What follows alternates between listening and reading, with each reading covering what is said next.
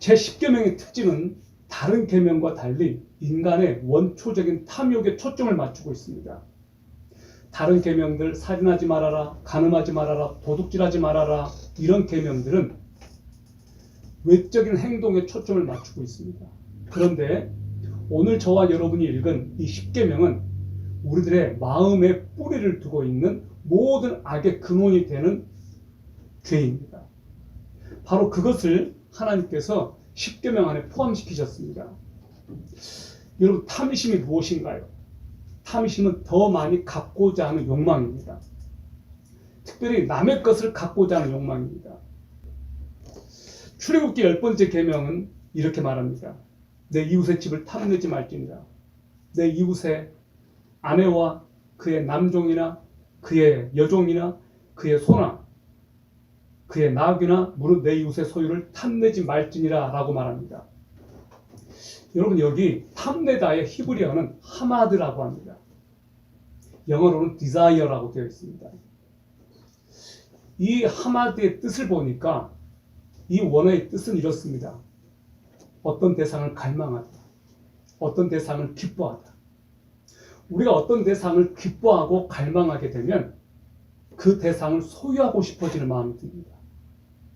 탐욕은 우리가 어떤 것을 기뻐할 때 그것을 내 것으로 만들려고 하는 그 욕망을 자라게 만듭니다.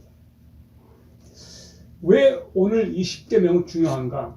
그리고 10계명에서 10번째 계명, 내 이웃의 것을 탐내지 말라라고 하는 것이 금하고 있는 것은 무엇인가? 첫 번째, 탐욕은 모든 죄의 뿌리가 되기 때문에 그렇습니다. 탐욕은 모든 죄의 뿌리가 된다. 인류 최초의 죄는 탐욕에서 시작이 되었습니다. 하나님께서는 에덴 동산을 만드시고 아담에게 동산 중앙에 있는 선악과는 먹지 말라고 했습니다. 먹는 날에는 반드시 죽는다고 말씀했습니다. 그런데 하와가 이 선악과를 따먹습니다. 여러분, 창세기 3장 6절은 이렇게 기록합니다. 여자가 그 나무를 본즉 먹음직도 하고 보암직도 하고 지혜롭게 할 만큼 탐스럽기도 한 나무이니라 라고 말합니다. 여기에 탐스럽다, 탐내다 할 때 하마드라고 하는 이 동사가 사용되었습니다. 결국 하와가 이 나무의 열매를 따 먹고 나서 어떤 일이 벌어집니까? 온 인류의 죽음이 찾아옵니다. 이 하와의 탐욕으로 말미암아 저와 여러분이 죽을 수밖에 없는 운명을 맞이하게 되었습니다. 이 탐욕의 역사는 이스라엘이 가나안 땅에 들어간 이후에도 일어납니다. 이스라엘 백성들이 여리고 성을 점령합니다. 하나님께서는 여리고 성 점령하기 전에 이스라엘 백성들에게 말씀해 주신 것이 있습니다. 너희는 반드시 저주받은 물건으로부터 너희 자신을 멀리하라. 그들은 가나안 땅에 들어가서 그들이 얻게 되는 어떤 물건도 손을 대면 안 되었습니다. 왜냐? 가나안 땅에 있는 그 모든 물건들은 저주받은 물건이라고 말합니다. 그래서 모조리 진멸하라고 했습니다. 그런데 아간이라고 하는 사람이 바벨론에서 온 거기 은금과 외투가 탐이 나가지고 자기 장막 속에 그것을 숨겨둡니다. 그리고 이스라엘 백성은 여리고성 전투를 멋지게 승리하고 나서 이번에는 아이성 전투에 참여합니다. 그들은 교만했습니다. 정탐꾼의 보고를 듣고 3,4,000명으로 충분히 이길 수 있다고 생각했습니다. 그런데 보기 좋게 그들은 참패하고 맙니다. 아이성 점령에 실패합니다. 그런데 하나님께서는 그들이 아이성 전투에서 결정적으로 참패할 수밖에 없었던 이유를 아간의 범죄라고 말합니다. 아간의 탐욕으로, 아간의 불순종으로 그들이 아이성 전투에서 졌다고 말합니다. 탐욕은 그 탐욕이 나로 하여금 감사와 만족을 빼앗아가고 하나님께 향하여야 될 우리의 마음을 다른 곳으로 이끌기 때문에 그렇습니다. 우리 마음속에 탐욕이 자리 잡기 시작하면 그때부터 하나님은 우리의 우선순위에서 밀려나게 됩니다. 왜 사람은 어떤 것을 소유함으로써 만족감을 그렇게 얻으려고 할까? 삼가 탐심을 물리쳐라. 사람의 생명이 그 속에 넉넉함이 있지 아니하니라. 예수님께서 그 청년에게 그 말을 하고 나서 부자 이야기를 해주셨어요. 어리석은 부자 이야기. 곡식을 저장할 창고를 짓고 자기 영혼에게 말합니다. 내 영혼아, 이제 풍족하게 됐으니 먹고 마시고 즐거워하라. 그때 예수님께서 이렇게 말씀하십니다. 어리석은 자야, 오늘 밤에 내가 너 생명을 취하면 너가 준비한 것이 누구 것이 되겠느냐. 이것은 현대인들에게 주시는 말씀이라고 생각합니다. 사람들은 하나님으로만 채워야 될 그 마음을 물질과 다른 잡다한 것들로 채웁니다. 이런 유혹들이 다 저와 여러분에게 있습니다. 여러분이 갖고 싶었던 그 물건을 소유하고 나서 그 기쁨이 얼마나 가든가요? 만나교회 김병선 목사님의 십계명 설교를 듣다가 그분이 참 멋있는 말을 했습니다. 이렇게 말씀했습니다. 하나님을 우선순위로 신앙생활을 하면 포기해야 할 것이 보인다. 하나님보다 다른 것이 우선하기 시작하면 하나님을 포기하게 된다. 탐욕은 우리를 죄를 짓도록 부추깁니다. 그래서 우리는 아굴이라고 하는 사람의 기도에서 배울 수 있어야겠습니다. 잠언에 보면 아굴의 기도가 나옵니다. 아굴이 이렇게 기도했습니다. 내가 두 가지 일을 주께 요청하여 싸우니 내가 죽기 전에 그것들을 내게 거절하지 마시옵소서. 헛된 것과 거짓말들을 내게서 아주 멀리 옮기시오며 나를 가난하게도 마옵시고 부하게도 마옵시고 오직 알맞은 양식으로 나를 먹이시옵소서. 내가 배불러서 주를 부인하고 말하기를 주가 누구냐 할까 염려하오며 또는 내가 가난하여 도둑질하고 내 하나님의 이름을 헛되이 취할까 염려하나이다. 우리가 필요한 것들을 하나님께 구할 때 하나님께서는 채워주십니다. 우리가 너무 많이 가짐으로써 하나님과 멀어진다는 것은 얼마나 두려운 일입니까? 그래서 하나님께서는 우리에게 갑작스러운 부를 우리들에게 주시지 않는 것 같습니다. 우리에게 필요할 때마다 하나님께서는 지금도 공급해주고 계시고 채워주고 계십니다. 우리가 하나님 대신에 다른 것들로 만족하기 시작할 때 하나님은 우리의 삶에서 시야에서 멀어져요. 나는 이것이 아직도 채워지지 않아서 불만족스러운 것들이 있나요? 아무리 채워도 만족을 줄 수 없다면 그것은 믿음이 아니고서는 다른 방법이 없습니다. 어떻게 탐욕을 물리칠 수 있을까?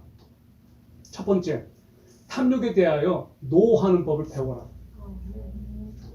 우리가 눈만 뜨면 탐심을 부추기는 유혹이 끊임없이 우리를 공격해 옵니다. 데칼로그에서 김지찬 교수는 하워워스와 윌리몬의 말을 인용해서 이렇게 말했습니다. 그리스도인이란 꼭 필요한 것을 적당하게 원하는 법을 아는 사람. 교회가 가르쳐야 된다. 탐욕에 대해서 노하고 끊임없이 욕망을 통제하는 훈련 해야 합니다. 어디에서? 교회에서. 저는 이렇게 제안하고 싶어요. 한순간이라도 스마트폰을 손에서 놓지 못하는 이 세대의 사람들에게 주일만이라도 스마트폰 없이 한번 살아볼까요? 우리 아이들이 예배 드릴 때 가장 방해하는 것이 뭘까 생각해 보았습니다. 스마트폰이었습니다. 그것 때문에 집중이 안 돼요. 여러분, 주일날만이라도 한번 스마트폰을 내려놔 봅시다. 두 번째, 만족하는 법을 배워라. 디모데전서 6장 6절 8절은 이렇게 말합니다. 그러나 만족하면서 하나님을 따르는 것은 큰 이득이 되느니라. 우리가 이 세상에 아무것도 가지고 오지 아니하였은즉 아무것도 가지고 가지 못할 것이 확실하니 먹을 것과 입을 것이 있은즉 우리가 그것으로 만족할 것입니다. 바울은 디모데에게 그렇게 말합니다. 너가 이것을 가르쳐라. 우리가 이 세상에 아무것도 가지고 오지 않았고 아무것도 가지고 가지 못한다. 먹을 것과 입을 것이 있으면 그것으로 만족하라고 가르쳐라. 여러분은 내가 사랑하는 대상이 무엇인지 한번 점검해 보십시오. 내 사랑의 우선순위가 하나님입니까? 아니면 돈입니까? 디모데전서 6장 9절 10절은 이렇게 말하고 있습니다. 그러나 부유하게 되고자 하는 자들은 사람들을 파멸과 멸망에 빠지게 하는 시험과 올무와 여러 가지 어리석고 해로운 욕심에 떨어지느니라. 이렇게 말합니다. 돈을 사랑함이 모든 악의 뿌리이니 어떤 자들이 돈을 탐내다가 믿음에서 떠나 잘못하고 많은 고통으로 자기를 찔러 꿰뚫었도다라고 말합니다. 돈은 신적인 존재입니다. 돈은 권력이에요. 돈은 경건한 사람마저도 타락시키는 힘이 있습니다. 돈은 전지전능한 위치까지 올라와 있습니다. 그래서 하나님과 맞짱 뜨는 위치까지 올라와 있는 것이 유일하게 돈이에요. 선교사님들이 존경스러운 이유는 이분들이 안정적인 생활을 할 수 있음에도 불구하고 그것을 포기하고 돈을 벌 수 있음에도 불구하고 그것을 내려놓고 복음을 위해서 헌신했기 때문입니다. 물론 선교사님도 선교사님 나름인 것 같습니다. 더 고상한 하나님으로부터 오는 기쁨과 하늘의 상급을 택했기 때문에 어떤 사람들은 절제합니다. 더 큰 가치를 위해서 덜 중요한 것들을 포기하고 내려놓는 법을 어떤 분들은 알고 있습니다. 여러분, 세 번째입니다. 하나님을 더 갈망하십시오. 우리가 끊임없이 소비를 하면서 동시에 하나님으로 만족할 수는 없습니다. 인간은 끊임없이 무언가를 욕망하는 존재입니다. 욕망에는 끝이 없습니다. 욕망은 특정한 물질 자체에 대한 집착이 아니라 욕망하는 그 기품 자체라는 것을 여러분이 아십시오. 우리가 하나님의 사랑을 경험하지 않고서는 이 물질의 유혹을 극복할 필요 없습니다. 그리스도의 십자가 안에 나타난 하나님의 사랑만이 그 탐욕으로부터 저와 여러분을 구원할 수가 있습니다. 갈라디아서 5장 24절입니다. 그리스도 예수의 사람들은 육체와 함께 그 정과 욕심을 십자가에 못 박았느니라. 우리는 복음으로 돌아가야 됩니다. 그리스도 안에서 발견된 하나님의 사랑만이 우리를 탐심으로부터 자유롭게 할 수가 있기 때문에 하나님께서는 탐욕으로 가득 찬 이 세상에 하나뿐인 아들 독생자 예수 그리스도를 내어주셨습니다. 그리고 예수 그리스도께서는 움켜진 우리들에게 손을 펴시고 그 손에 손바닥에 십자가에 못이 박히면서 돌아가셨습니다. 예수님은 우리를 위해서 다 내어주시고 돌아가셨습니다. 그의 육체를 우리를 위해서 내어주셨어요. 여러분, 사람들은 죽을 때 어떻게 죽는지 아십니까? 예수 그리스도의 십자가를 경험하게 되면 탐욕을 이길 수가 있어요. 왜 그런 줄 아십니까? 십자가에서 그것이 못 박혔기 때문에. 이제는 싸워야 돼요. 하나님께서는 우리들에게 필요한 모든 것을 주셨다고 성경은 말합니다. 그의 아들 예수 그리스도를 아낌없이 우리들에게 주신 그분이 모든 필요한 것들을 우리들에게 주시지 않겠습니까? 영접하는 자, 곧 그 이름을 믿는 자들에게는 하나님의 자녀가 되는 권세를 주셨으니라고 성경은 말합니다.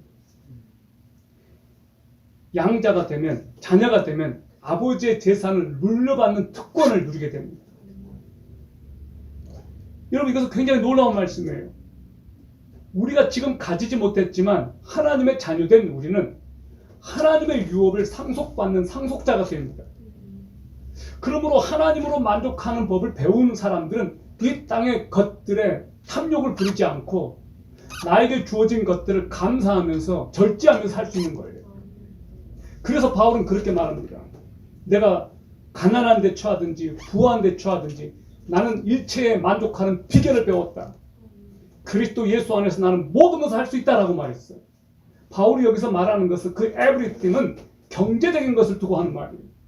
내가 있든지 없든지 나는 예수 그리스도로 말미암아 만족하는 법을 배웠다. 이 설교를 하는 지금의 제 마음은 주님 감사합니다. 이제는 제가 이 탐욕으로부터 자유케 되어 예수 그리스도의 복음을 위해서 저 자신을 온전히 드릴 수 있는 용기가 이제 생겨요.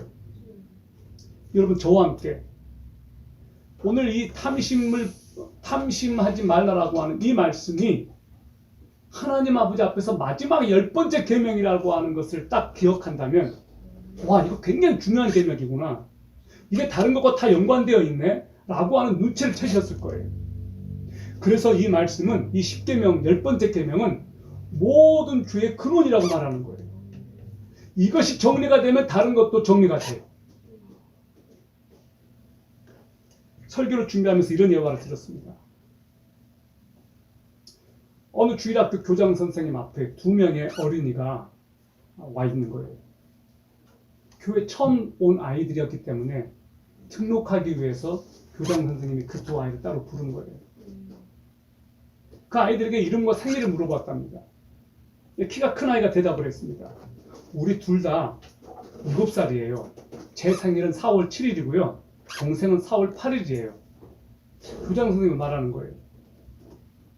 야, 그건 불가능한 일이야.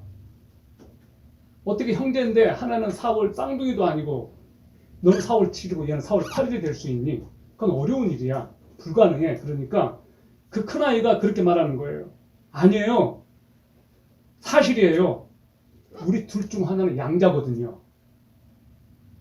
교장 선생님이 물어보지 않아야 될 질문을 했대요. 그럼 누가 양자니?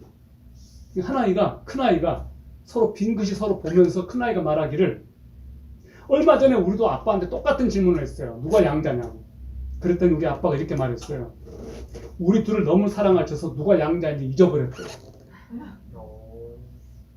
제가 이 설교를 딱 듣는데, 이 예화를 듣는데 굉장히 마음이 먹먹했어요. 이게 하나님의 사랑이구나. 누가 양자인지를 잊어버렸다라고 하는 그 아빠는 진짜로 하나님의 사랑을 아는 사람이구나. 자기가 낳은 딸이 아니라고 해서 그 아이를 방치하고 죽이는 이 세상인데, 이 끔찍한 세상에서 자기가 낳지 않은 아이를 이방에서 양자 삼아가지고 누가 양자인지 가르쳐주지 않는 이 아빠의 사랑, 차별하지 않는 그 하나님의 사랑이 오늘 저와 여러분을 향하고 있습니다. 그 하나님께서 오늘 우리들에게 십계명 10번째 계명을 주시면서 이렇게 말씀하시는 것 같아요. 얘야, 탐욕 부리지 않아도 돼. 내가 너희들에게 필요한 모든 거 다 줄 거야.